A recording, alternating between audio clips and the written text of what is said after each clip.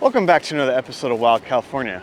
I'm Matt, and today I'm at Pismo Beach, California, the town that Clams built, to show you a freaking miracle of nature. The clams that I'm talking about are Pismo clams.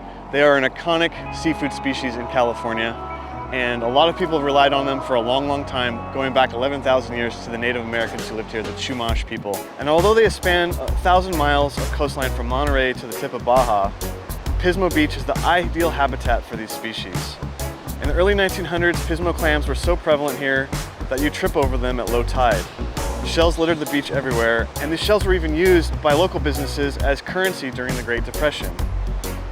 The beach was so thick with clams that during low tide, locals would bring horse-drawn plows to rake them up by the thousands. But we've pushed them to the brink of almost extinction.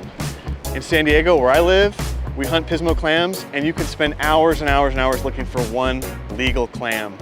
And that's a good situation because here in Pismo Beach, they've been almost absent for 30 years or more. The last legal clam was caught here in 1993. And since then, the beach has been barren. But I'm here today because a miracle has occurred.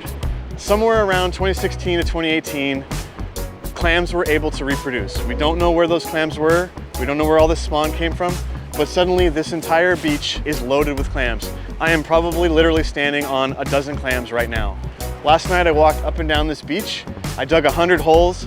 Each hole is so full of clams, it's like I'm trying to dig into gravel. Your shovel will not even go more than an inch into the sand before you start hitting all kinds of hard things. I come here every year to survey the clams. I want to see how they're doing. Are they growing? Are there multiple generations? So let's have a look. As you walk down this beautiful white sand beach, you see clam shells everywhere. This is what people in the clamming world call a dead giveaway. There are so many clams here that their shells are washing up on the beach. That's a really great sign. Again, I can't really stress enough how crazy this is. Look, I can't even put my shovel in the ground. There is a clam. That's a Pismo clam. And if I keep digging, I can feel already, there's another. There's another. Literally, I tell you, you go to a beach in San Diego and you look for Pismos, you can look for hours and hours and hours and find one. And here I come, and I can just dig, and it's all the clams you like. Okay, but this is super important, you guys. This is the clam gauge. The clams have to be that big. You can see, these clams are not legal. They have years to go. But look at all these clams. I just dug for 2 seconds, and I got 1, 2, 3, 4, 5, 6.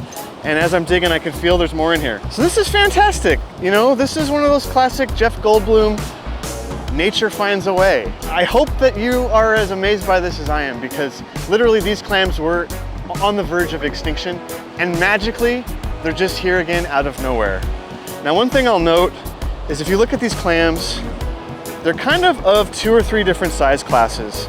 So I'm thinking that it's not like we're getting recruitment every year, but it is possible that we had 2 or 3 years. It's also possible that these are just, you know, people grow at different rates, clams grow at different rates. So it's not really clear to me if these clams are breeding in a sustainable way or if this is just a population boom. However, if these clams are allowed to grow up to breeding size, we should have clams here for all time if we manage that resource. That's what I'm hoping for. I'm working with a nonprofit in Southern California called Get Inspired, where we survey clams. They're working on captive breeding, they're working on outplanting.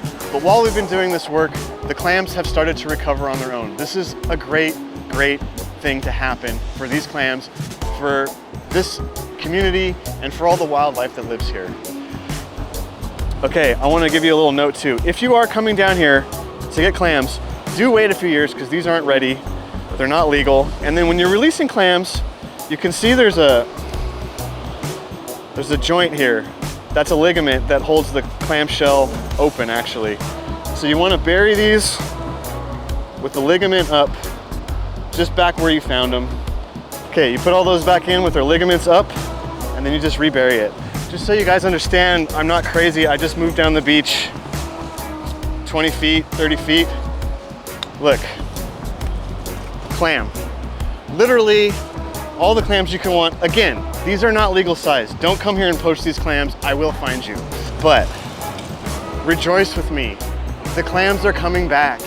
If we take care of them, we can have this resource again. This is just wild. So you might have seen this on the news. This is something that happens. Clams didn't quite bury themselves as the tide went out, and you get this little hump. But you know that hump is a clam right here. Look at that guy.